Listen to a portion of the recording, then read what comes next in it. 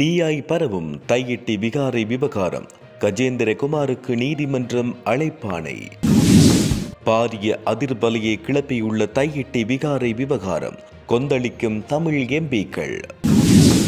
மகிந்த வீட்டை விட்டு வெளியேற தயார். நாமல் ராஜபக்ஷ திட்டவட்ட அறிவிப்பு.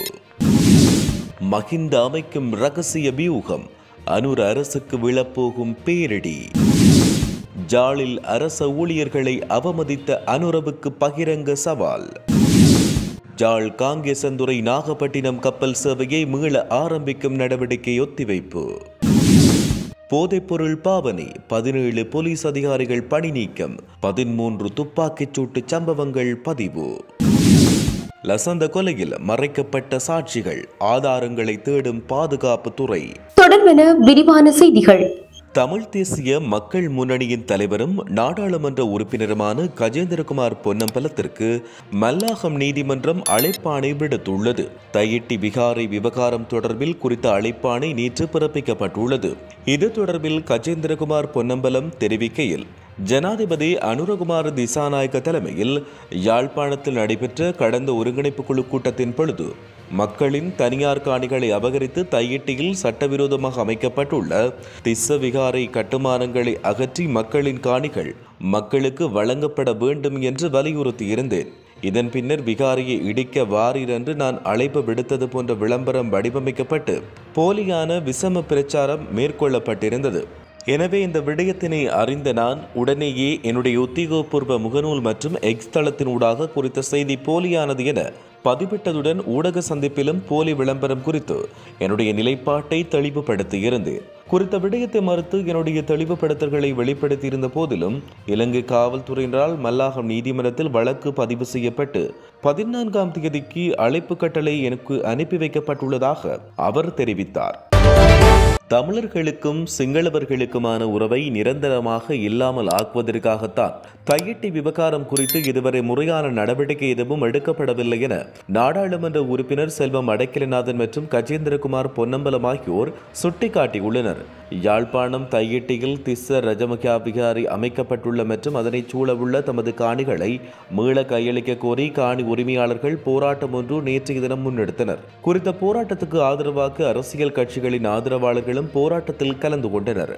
இதன்பொழுது கருத்து தெரிவித்த போதே அவர்கள் இவ்வாறு குறிப்பிட்டனர்.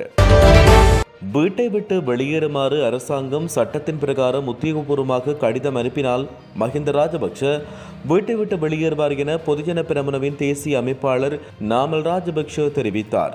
ஸ்ரீலங்கா பொதுஜன பெரமுனவின் காரியாலயத்தில் நேற்றைய தினம் நடைபெற்ற ஊடகவியலாளர் சந்திப்பின் போதே அவர் இதனை குறிப்பிட்டார்.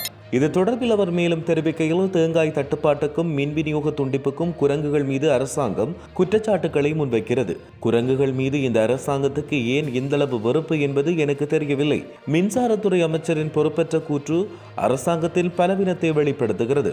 எதிர்க்கட்சியில் இருந்த காலத்தில் மக்கள் மத்தியில் பொய்யுரைத்ததை போல தற்போது பொய்யுரைக்காமல் அரசாங்கம் பொறுப்புடன் செயற்பட வேண்டும் என கேட்டுக்கொள்கிறோம். தொகுதி மற்றும் ஆசன மட்டத்தில் தேர்தல் பிரச்சார கூட்டங்களை எதிர்வரும் மாதம் முதல் நடத்துவோம். அரசாங்கத்தின் முறையற்ற செயற்பாடுகளை கிராமத்துக்கு கிராமம் எடுத்துரைப்போம். கடந்த அரசாங்கங்களின் நிர்வாகத்தை விமர்சித்தே தேசிய மக்கள் சக்தி ஆட்சிக்கு வந்தது. ஆகவே இப்போதும் கடந்த காலத்தை போல போலியான குற்றச்சாட்டுகளை மாத்திரம் முன்வைத்துக் கொண்டிருக்காமல் சிறந்த முறையில் செயற்படுமாறு அரசாங்கத்திடம் கேட்டுக்கொள்கிறோம். முன்னாள் ஜனாதிபதி மஹிந்த ராஜபக்ஷ உத்தியோகபூர்வ அரசாங்க இல்லத்தில் இருந்து வெளியேறுமாறு சிவில் அமைப்பினர் குறிப்பிட வேண்டியதில்லை. வீட்டுக்கு முன்பாக போராட்டத்தில் ஈடுபட வேண்டிய தேவையும் இல்லை.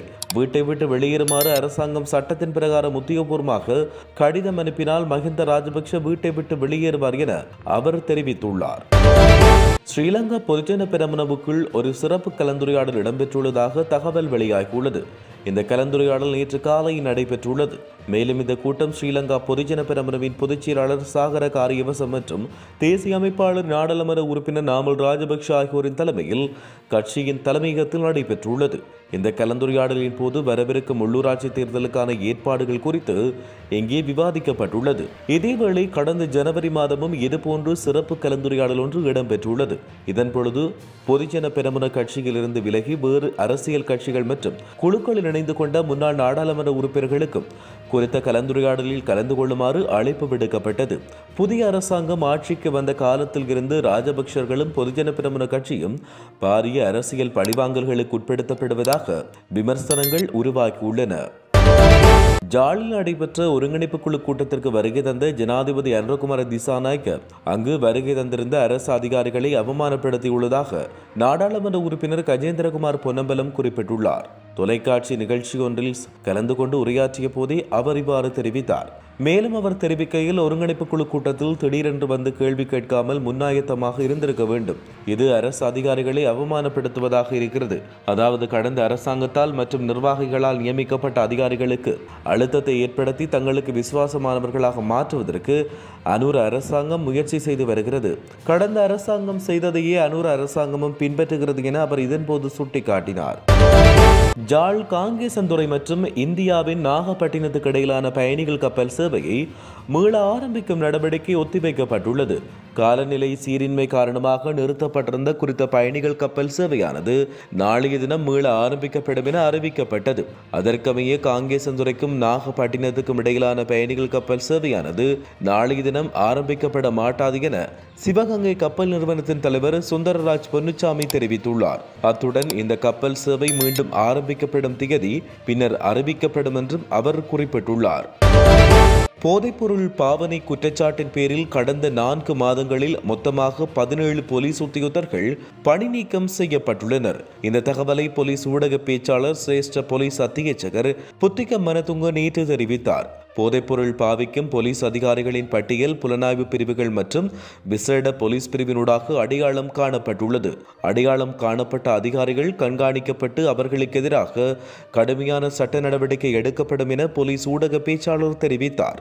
அவ்வாறான உத்தியோகத்தர்கள் மருத்துவ பரிசோதனைக்குட்படுத்தப்பட்டு போதைப் பொருளை பயன்படுத்தியமை உறுதிப்படுத்தப்பட்டால் சம்பந்தப்பட்ட அதிகாரிகளை பணி நீக்கம் செய்ய நடவடிக்கை எடுக்கப்படும். போதைப்பொருள் பாவனையில் குற்றம் சாட்டப்பட்ட எந்தவொரு போலீஸ் அதிகாரிகளுக்கும் மன்னிப்போ அல்லது இரண்டாவது வாய்ப்போ வழங்கப்பட மாட்டாது என அவர் குறிப்பிட்டார். மேலும் நாடளாவிய ரீதியில் இந்த வருடத்தின் இதுவரையான காலப்பகுதிக்குள் 13 துப்பாக்கிச் சூட்டு சம்பவங்கள் பதிவாகியுள்ளதாக போலீஸ் ஊடக பேச்சாளர் கே புத்திக்க மனதுங்க தெரிவித்தார். அதன்படி 7 துப்பாக்கிச் சூட்டு சம்பவங்கள் பாதாள உலக கும்பல்களின் தலைமையில் இடம்பெற்றுள்ளதோடு ஏனையவை தனிப்பட்ட தகராறு காரணமாக இடம்பெற்றுள்ளது.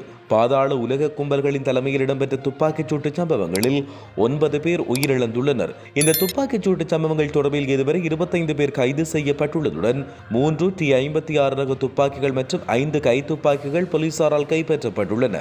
அத்துடன் இந்த துப்பாக்கிச் சூட்டு சம்பவங்களுக்கு பயன்படுத்தப்பட்டதாக கூறப்படும் 4 மோட்டார் சைக்கிள்களும் போலீசாரினால் கைப்பற்றப்பட்டுள்ளதாக போலீஸ் ஊடக பேச்சாளர் மேலும் தெரிவித்துள்ளார். லசந்த விக்ரமதுங்க கொலை செய்யப்பட்ட சம்பவம் தொடர்பில் மறைக்கப்பட்ட சாட்சிகளை ஆதாரங்களை தேடும் புதிய நடவடிக்கையை பாதுகாப்புத்துறை ஆரம்பித்துள்ளது. அதே நேரம் லசந்த கொலை, அவரின் சாரதி கடத்தல் முயற்சி போன்றவற்றில் சந்தேக நபர்களாக கருதப்படுவோர் மீது சாட்சியங்கள் இருப்பின் அவற்றை தொகுத்து குற்றப்பத்திரிகை தாக்கல் செய்ய சட்டம் அதிபர் திணைக்களம் நடவடிக்கை எடுத்துள்ளது. லசந்த கொலை தொடர்பில் சந்தேக நபர்கள் எவரும் கைது செய்யப்படாத காரணத்தால் அதில் அரசியல் அழுத்தங்கள் உள்ளனவா என்பது குறித்து ஆராயுமாறு கடந்த வாரம் சட்டம் அதிபர் ரணசிங்கவுடனான சந்திப்பில் ஜனாதிபதி தெரிவித்தார். இதனிடையே குற்றவியல் வழக்கில் குற்றம் சாட்டப்பட்டவர்களை விடுவிப்பது தொடர்பான சட்டம் அதிபரின் விருப்புரிமை மற்றும் நடைமுறைகளில் அமைச்சரவை அல்லது அரசியல் அதிகாரிகள் தலையிடக்கூடாது என இலங்கை சட்டத்தரணிகள் சங்கம் ஜனாதிபதிக்கு கடிதத்தில் வலியுறுத்தியுள்ளதாக கூறப்படுகின்றது.